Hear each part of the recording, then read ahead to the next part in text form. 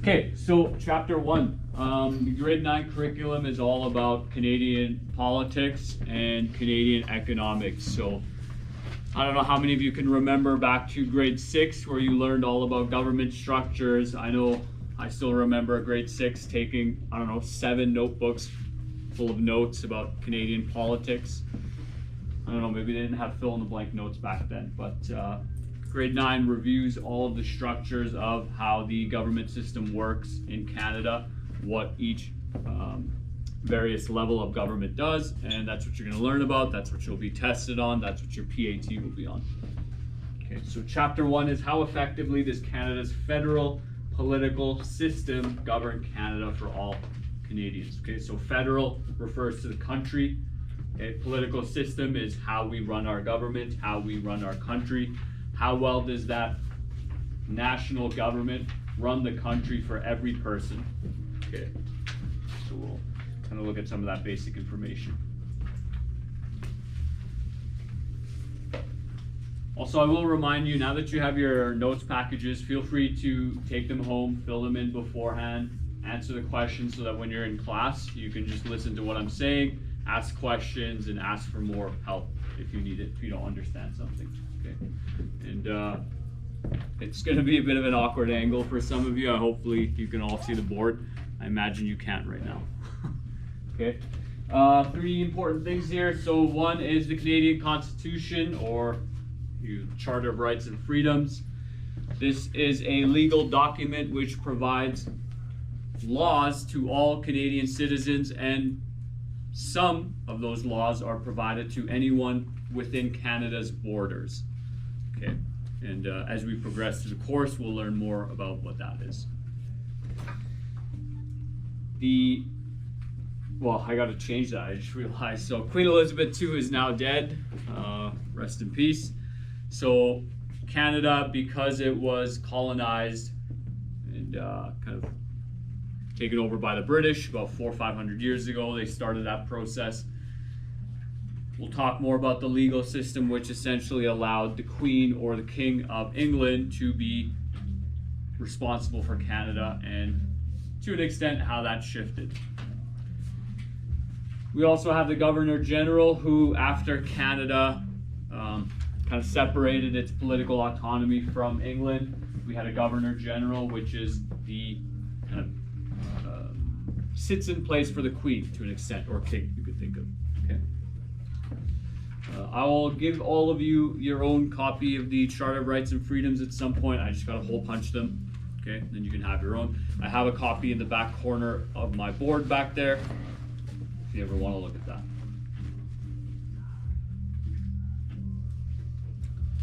So the way our government works, I mean, I'm sure some of you are aware of some of the political parties and how that functions to an extent. Maybe your parents talk about politics at home. Maybe you've heard a teacher talk about it. It's in the news all the time. But the way our government works is that you have these small, they're called constituencies, these small areas of Canada, these chunks of Canada that are divided equally based on population, by number of people. Okay. So as you're looking at this map, those of you who are closer can probably see more clearly. You see how in the north, the entire province and territory is just one constituency. It's because those places have a small population, right? But if you look down here, this is Toronto Metro, so this is like kind of downtown Toronto area. There's about 30 different constituencies there because that area is densely populated, right? In Alberta, we have about 15 or 20. There's about maybe 10 to 15 in BC. You know, Manitoba's got a handful. Sorry, Manitoba's right there. It's got about 5 or 6. And these constituencies change over time as more or less people move in and out of those provinces and areas.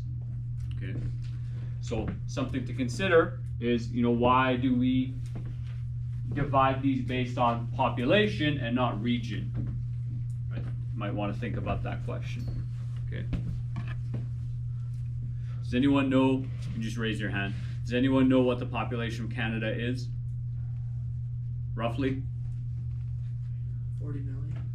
We're getting close to 40 million, although I think we might be leveling off around 38 or 39. I don't know what's going on, right? Because Canadians are having less kids, and I don't know, immigration's going up, but there's not enough houses for people. But we're sitting around 39 million.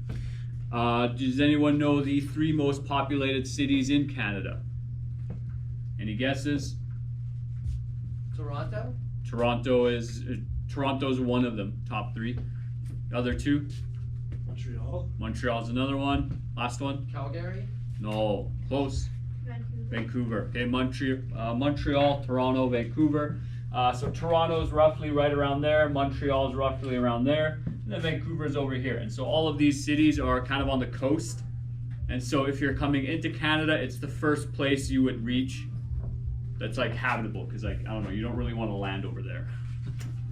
Okay, and so naturally those cities have the largest population. Okay, I briefly spoke about constituencies and ridings. So each of those small sections of Canada broken down into population, each of those sections votes for a particular person to represent them. Okay. And you know, you're representing roughly 300,000 people, or whatever that number is inside there. I don't remember off the top of my head, which is a system of government referred to as representation by population, right? And so that's why in Canada we break up our political voting, our voting constituency ridings by number of people and not geographical location. Okay, because right now Quebec and Ontario have, you know, over 10 million people, whereas a province like Alberta has maybe 5 to 8 million people. Right? And 8 million is very high. I don't think we're anywhere near that. We might be around 6 or 7, right? And so each of these provinces and territories gets a certain number of seats in the House of Commons. The House of Commons is where our government is run, the federal government in, does anyone know where it is? Ontario? Close. Well, it's within Ontario. Anyone know this particular city? Is it Ottawa? Ottawa, right? That's our nation's capital, right? Not our province, our nation. Oh, I thought you were on your phone over there. You're just fiddling around with your hand. Okay. Now these number of seats can go up and down. Does anyone have an idea how they go up or how they go down based on what I said? Population, right? So if a bunch of people leave Ontario because maybe there's not enough houses or the taxes are going up and it's hard to find a job, and let's say they come to Alberta, Saskatchewan, let's say 1 million people leave out of Ontario and they go into Saskatchewan, do you think Saskatchewan's going to have more than 14 seats? Yes, right? Because they'll have more population to represent them.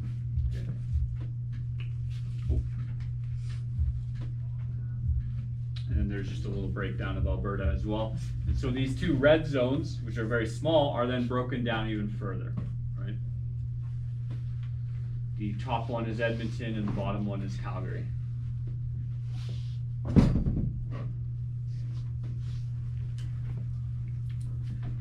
Now these candidates typically register to a political party. Sometimes it's not very common.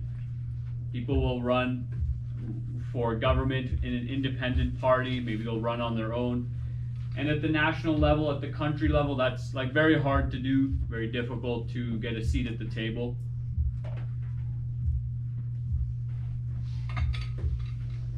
But at a local level, it's a little bit easier to run as an independent, right? And what that means is that you create your own policies and your own political belief system. In grade 12, they refer to that as ideologies.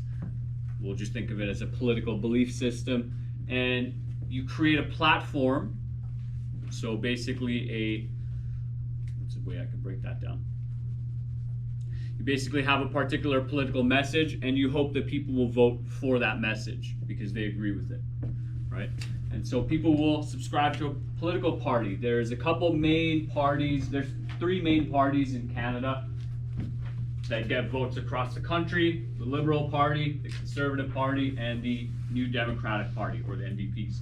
Okay, we have Bloc Québécois and the Green Party as well. I want to say, based off the last election, the Green Party really only got votes in BC, and Bloc Québécois is a party that's quite unique to Quebec, and people in Quebec vote for that, right? So when I voted in the last election, like, I didn't see a Bloc Québécois vote spot, right? Okay. And so in the 2015 election, we can see just based by color, and then you can even break it down into the cities. These notes are available, like you can check them out later at home or whatever. You don't have your phones to look at them. You can see how in these smaller areas you might see some blue or red, whatever it is. As we get into the city, so even Alberta looks like it's all blue, but when you break it down into the city, the southeast portion of Edmonton voted Liberal and NDP in 2015, right? So as these levels break down, people vote differently, right? But generally the prairies have a tendency to vote Conservative, and we'll talk more about what Conservative and Liberal means, particularly in this case as the chapters move on. And you can look at Ontario in Toronto, downtown Toronto, it's mostly Liberal, right? And I'm kind of shocked that there was 3 Conservative ridings there. So that's the 2015 election. I'll show you a couple more photos here. In the 2019 election, you can see how that rapidly changed. So almost all of the prairies are voting Conservative or NDP. We'll learn about this later, but I'll introduce you to it right now. Fun fact, the NDP party was started during the Great Depression in the 1930s. It was started in the prairies. I forget the name of the gentleman who started it. But it was basically started to support the working class. So all the people in the prairies who were farming, growing food, cattle, whatever it was, and just working more industrial type jobs during the Great Depression when the economy crashed. A lot of these people lost their work. They lost all the people that they could sell their food to, that they were growing. That market just collapsed. And so, they understandably went broke. And so this is the 2019 election. I couldn't really find a infographic on the most recent election, the one that Justin Trudeau called early. But as you can see, in Toronto downtown, so they went from 3 Conservative ridings to 4. Some small shifts made there, but there was a big Conservative wave over the last few years, and I think a lot of people are projecting that the next election will be more of a Conservative government. And as we move on, we can talk a little bit more about why that happens.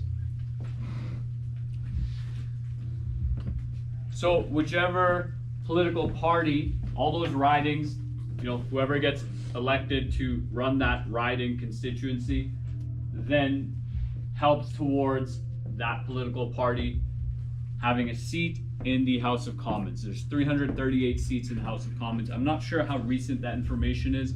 That number is going to go up and down as Canada's population goes up and down, right? And as the population of provinces shifts higher and lower, certain provinces will have more seats and less seats, right? Because we want to represent the country based on the population and where that population is.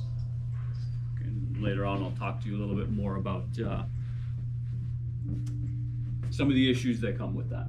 Okay.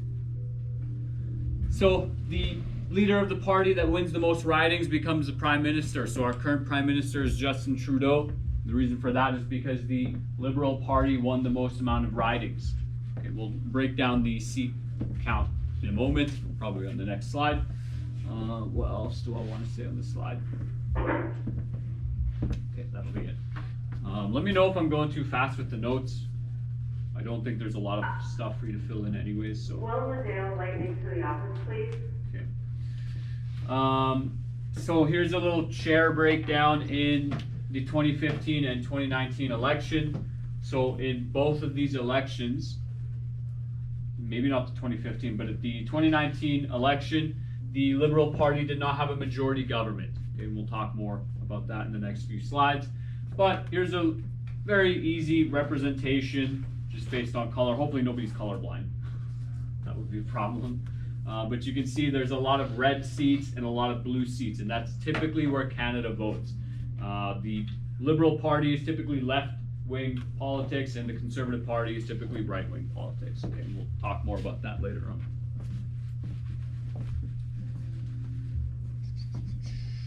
So you can just see the number of seats and the number of votes associated with those chairs. So again, when we're looking at these numbers, so just counting the millions, we have 12, 13, 14, 15. We'll count that as 16, 17. So about 17 to 18 million Canadians vote. Now, of the 39 million, roughly 39 million Canadians, not all of them are going to be voting age. Many are going to be below 18. Okay, but I would still say there's probably about 20 to 23 million people who are allowed to vote. And oftentimes you don't really see more than 65% of the population come out to vote. Right? There's a number of reasons for that, and we'll get into that in the next couple of chapters.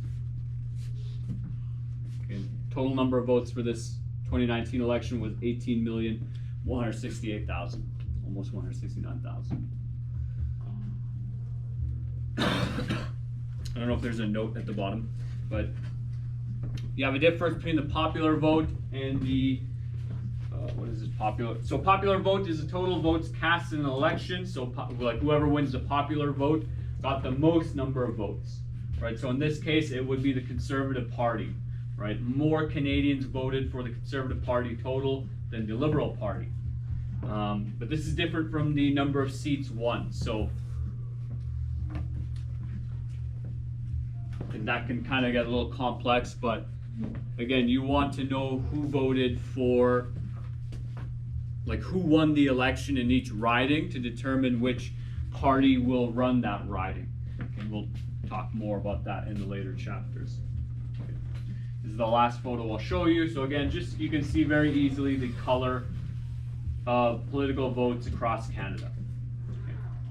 And mostly in Quebec, they vote Bloc Quebec, especially in the more rural areas, right? But when you get to the more central areas, you'll see more Liberal voting and a little bit of Conservative.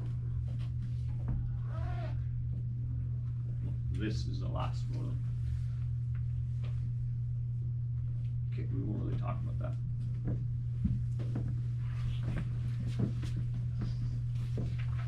So as I was mentioning, we have different types of government. You have majority government where they win more than half the seats. Okay, so take note of that comment. It's not half, 50% that gets you majority government, it's more than half. So if there's 308 seats in the 2004 election, half would be 154. If you have 154 seats, you do not have a majority government. The reason for that is because if you try to pass a law and everybody in your party votes, you have 154 votes, the opposition can all vote no, and then it's a stalemate, it's tied. So you need 155 seats to have a majority government in 2004. And looks like in 2006 they had the same number of seats. Now we have something more like 340 seats, and so that number changes. Okay. A minority government is when you have the most seats in the House of Commons, but less than half. Okay.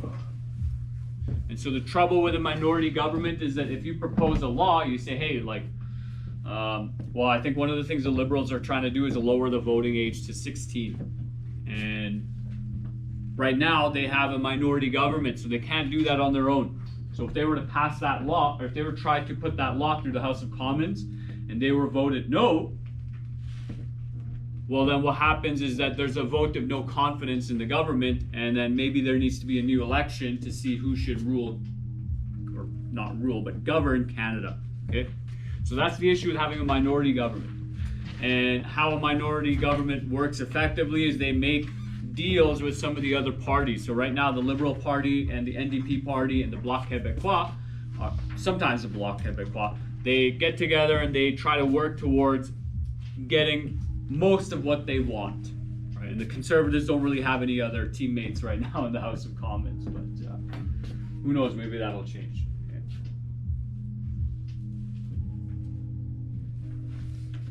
Elections occur every 4 years, generally speaking. 5 years, 5 years maximum, just I guess depending on what's going on. Now, what we saw recently was Justin Trudeau called the election really early. He, rather than fulfill 3 or 4 years of his term, he halfway through called an election in the middle of the pandemic. I don't know if you recall that. Maybe your parents talked about it. There was many people speculated why he did that. Regardless, the most recent Liberal government got a minority party, So some people speculated that, you know, they didn't exactly get what they wanted, right? And that's to be expected, right? What you want if you call an election is most likely to get a majority party, right? That way, whatever laws you want to put forth can go through with ease rather than with resistance. Okay, and then there's some very specific stuff about the date and time, and you gotta understand Canada's government was formed in about 1867. A lot of these government rules are very old, before they had cell phones and internet and Wi-Fi and could text people really quickly. So, you know, something like, the third Monday in October is the election. It's just like, there's no confusing that if you don't have a cell phone. There's no confusing that date, okay? But before all the technology we have, it's a little bit more helpful to know that, okay, now it's October, the third Monday, you know, hopefully you kind of get the gist of that.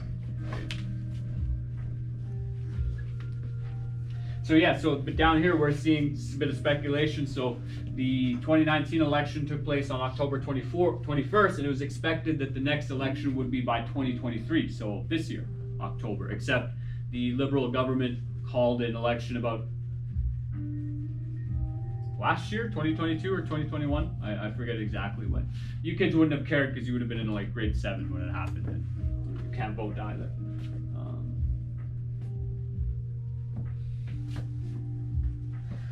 So there are 3 levels of government power in Canada, and I think this is the last section we'll do because I'll give you a lot of time to, this is the last section we'll do for notes today. I'll give you a lot of time to work on your questions.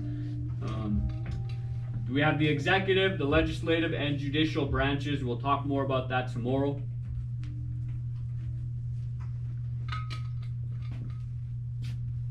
Okay, but the 3 levels of government, so you have the executive branch. They carry out the laws passed. So think about the word, you know, what does it mean to execute a task? It means you carry it out, right? You act it out. Okay, hopefully you understand that. Right, so the executive branch acts out the laws. They carry them out. The legislative branch, so think of legislation, right? Like, what is legislation? It's laws, right? So the legislative branch is to propose, amend, and pass laws. They deal with that. Okay, so try to remember those. You can write that down on your notes somewhere on the side. The judicial branch, that's a bit tougher one to break down the word, but judicial is to interpret laws made by the legislative branch and ensure the rights of Canadians are protected. So the judicial branch is made up of a bunch of, I believe they're called justices in Canada as well. They might have a different name in Canada than they do in America, I forget. But there are a number of judges who've been working probably 30, 40 years, 20 years. I believe they are, I'm not going to speak on that because I don't recall, but you have a number of judges who basically decide when the legislative branch passes a law. They double check, they go, hey, does this law break any of the rules in the Charter of Rights and Freedoms? Does this impinge upon Canadians' rights and freedoms? Okay, so that's their job. Okay, let's see if there is another slide with this. I don't think there is. Okay, we'll stop there for today. I'll give you time to work on your questions.